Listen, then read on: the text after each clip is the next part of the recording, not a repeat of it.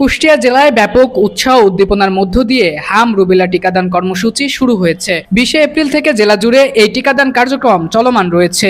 সদর উপজেলা স্বাস্থ্য ও পরিবার পরিকল্পনা কর্মকর্তার কার্যালয়ে গিয়ে দেখা যায় অভিভাবকরা তাদের শিশুদের নিয়ে নির্ধারিত টিকা কেন্দ্রে এসে স্বতঃস্ফূর্তভাবে টিকা গ্রহণ করছেন। পুরো কার্যক্রমটি সুশৃঙ্খলভাবে পরিচালনা হচ্ছে এবং স্বাস্থ্যকর্মীরাও দায়িত্বশীলতার সঙ্গে কাজ করে যাচ্ছেন। এ পর্যন্ত টিকা গ্রহণের পর কোনো ধরনের পার্শ্ব প্রতিক্রিয়া খবর পাওয়া যায়নি, যা অভিভাবকদের মধ্যে স্বস্তি এনে দিয়েছে। হাম রুবেলা টিকাটাই বাদ ছিল, তো ওইটার জন্য আসছি গতকালকে এবং সফলভাবে টিকা সম্পন্ন করেছি আলহামদুলিল্লাহ। ওই ধরনের আসলে কিছু আমি দেখি নাই আপাতত। গতকাল থেকে যেহেতু আমি আসছি এবং আজকেও আসছি সেকেন্ড ডেতে, তো ওই হিসাবে ওই রকম কিছু দেখি নাই। সবাই স্বতঃস্ফূর্তভাবে টিকা নিচ্ছেন এবং উদ্বুদ্ধ হচ্ছেন। আসলে এর আগে আমরা যেসব ক্যাম্পেইনগুলো করেছি, যেমন টিসিবি, তারপরে এইচপিভি, এইগুলোতে এইরকম আমরা টার্গেটের ফিল আপ করতে পারছিলাম না। কিন্তু হামের প্রাদুর্ভাব বাড়াতে আমাদের উপজেলাতে গতকালকে আমরা 70 জনের ভিতরে 70 জন বাচ্চাকে টিকা দিয়েছি।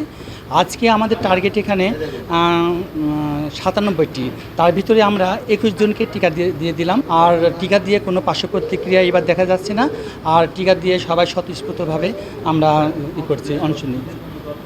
বিশেষ করে সদর উপজেলার মাত্র 2 দিনে প্রায় 8000 শিশুকে টিকা প্রদান করা হয়েছে। সংশ্লিষ্ট সূত্রে জানা গেছে, আগামী 2রা মে পর্যন্ত এই কর্মসূচির আওতায় জেলার মোট 44,379 জন শিশুকে টিকা দেওয়ার লক্ষ্যমাত্রা নির্ধারণ করা হয়েছে। সারা বাংলাদেশে একই যোগে টিকাদান কর্মসূচি চলছে। এটা 3য় পর্যায়ে। আগে 2টা পর্যায়ে টিকা কার্যক্রম শুরু হয়েছে। 20 তারিখ থেকে যে টিকাদান কর্মসূচি শুরু হয়েছে, সেখানে আমাদের কুষ্টিয়া জেলা অন্তর্ভুক্ত।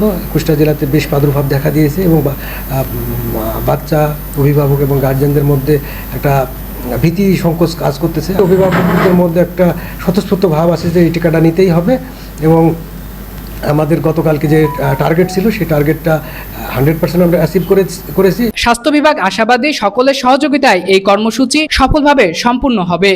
সম্রাট ইসলাম, আন্দোলনের বাজার, ডিজিটাল নিউজ ডেস্ক।